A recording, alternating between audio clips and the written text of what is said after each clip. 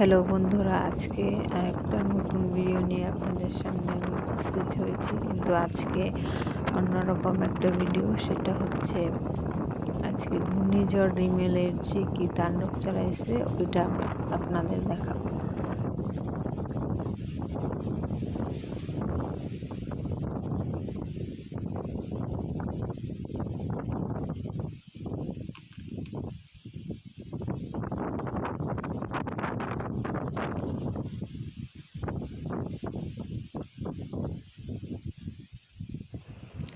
এই যে দেখেন, এই পানিটা যে দেখতেছেন, এই পানি কিন্তু কালকেও এত দূর ছিল না, যে আজকে এই ঘূর্ণিঝড় আসার সাথে সাথে পানিও বেড়ে গেছে। দেখেন, এগুলা কিন্তু একদম ভরে গেছে।